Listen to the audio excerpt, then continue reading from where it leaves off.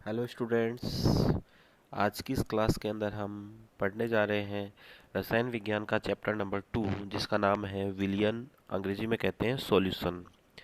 तो सबसे पहले आपको विलियन की परिभाषा याद करनी है, विलियन की परिभाषा को समझना है। तो देखिएगा, विलियन की परिभाषा आप देख पा रहे हैं। ये दो या दो से अधिक पदार्थों से मिलकर बने समांगी मिश्रण को विलियन कहा जाता है। दो या दो से अधिक पदार्थों से मिलकर बने समांगी मिश्रण को क्या कहते हैं? विलियन कहते हैं। समांगी मिश्रण का तात्पर्य आपको पता होना चाहिए, जैसा कि मैंने आपको क्लास 11th में भी पढ़ाया था। समांगी मिश्रण का मतलब वह मिश्रण होता है जिसमें सभी अवयवों का वितरण क्या हो, एक समान हो। तो दो या दो से अधिक पदार्थों से मिलकर बने समांगी मिश्रण को विलियन कहा जाता है। अब देखिएगा, विलियन जो होता है उसके दो भाग होते हैं। विलियन के दो भाग होते हैं। नंबर एक विलेय, नंबर दो विलायक। विलेय, सबसे पहले हम बात करेंगे विलेय की। विलेय किसी विलियन का वह भाग होता है जो सामान्यतया कम मात्रा में उपस्थित होता है।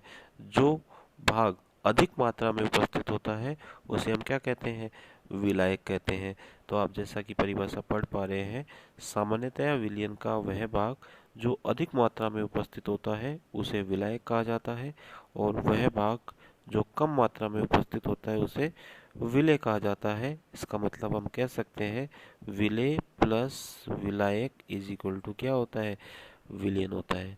फॉर एग्जाम्पल, आपने एक गिलास पानी के अंदर कुछ मात्रा चीनी की घोल दी, तो यहाँ पर जो चीनी है वो विलेय है, और जो पानी है वो क्या है? विलायक, क्योंकि पानी अधिक मात्रा में है और चीनी कम मात्रा में है।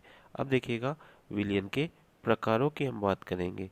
विलयन के प्रकार, तो देखिएगा, विलयन के प्रकारों को समझाने के लिए यहाँ पर मैं आपको तीन आधार बताऊंगा।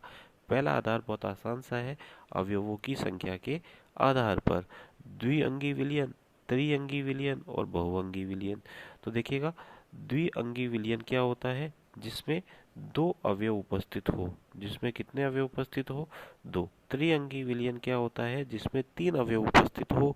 और बहुअंगी विलयन क्या होता है? जिसमें तीन से ज्यादा अवयव उपस्थित हो। जैसे आपने एक गिलास पानी लिया, उसमें चीनी घोल दी, वो द्विअंगी विलयन है। अब उसमें नमक घोल दिया, वो त्रिअंगी विलयन है।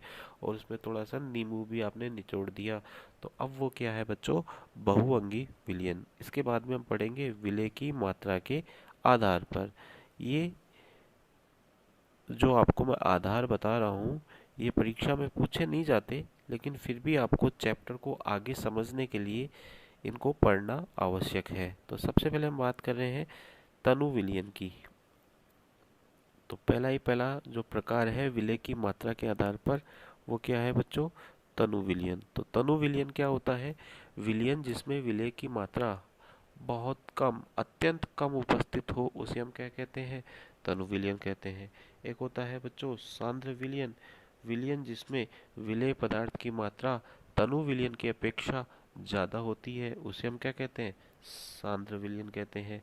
तीसरा है बच्चों संतृप्त विलयन। देखिएगा, संतृप्त विलयन क्या होता है, इसे हमें समझना है।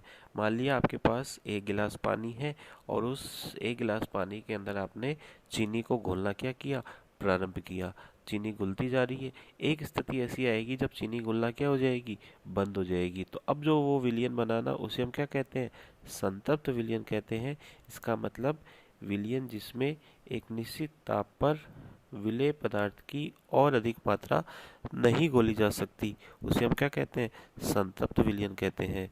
तो ये आपने संतृप्त विलयन की परिभाषा पढ़ ली। अब अपन बात करेंगे असंतृप्त विलयन की। तो बच्चों सुनिएगा, असंतृप्त विलयन क्या होता है? संतृप्त विलयन से पूर्व की अवस्था को हम असंतृप्त विलयन कहते हैं। अर्थात विलयन जिसमें विलेय पदार्थ की और अधिक मात्रा एक निश्चित ताप पर घोली जा सकती है, उसे हम क्या कहते हैं? असंतृप्त विलयन कहते हैं। तीसरा जो प्रकार है, पांचवा जो प्रकार है, वो है अति संतृप्त विलयन। विलयन जिसमें विलेय पदार्थ की मात्रा संतृप्त विलयन की अपेक्षा क्या हो?